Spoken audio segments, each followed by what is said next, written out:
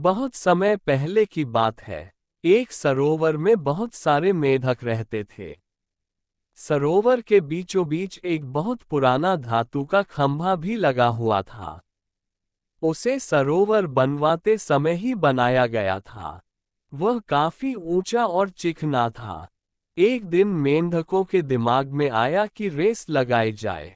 जो इस खंभे के ऊपर पहुंचेगा वह विजेता होगा। रेस का दिन था।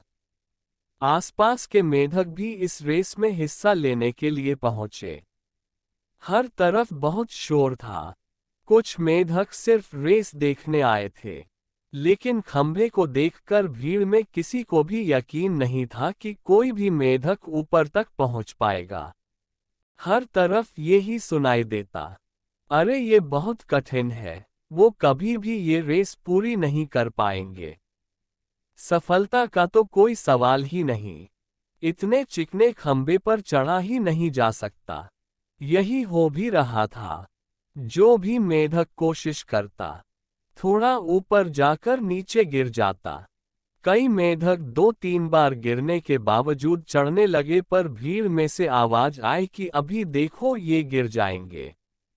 ये सुनकर उत्साहित मेढक भी हताश हो गए और अपना प्रयास छोड़ दिया। लेकिन उन्हीं मेंढकों में एक छोटा मेढक था जो बार बार गिरने पर भी उसी जोश के साथ ऊपर चढ़ने में लगा हुआ था। वह लगातार ऊपर की ओर बढ़ता रहा और अंततः वह खंबे के ऊपर पहुंच गया और रेस का विजेता बना। उसकी जीत पर सभी को आश्चर्य हुआ।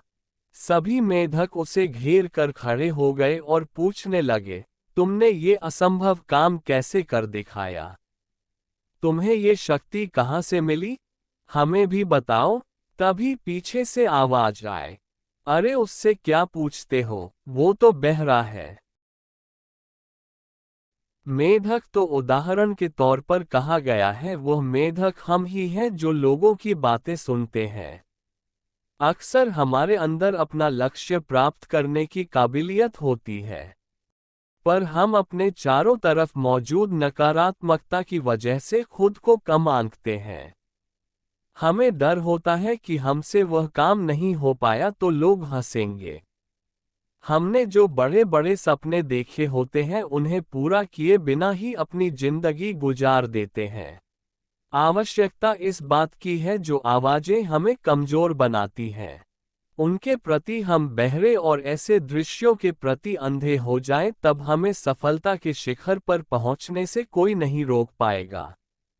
हम लोग कुछ अलग करने की सोचते हैं और लोगों को पता चलता है तो कहते हैं, तुमसे नहीं हो पाएगा। अगर हमसे वह काम हो गया तो फिर वही लोग कहते हैं कि मैंने तो पहले ही कहा था कि तुम कर लोगे।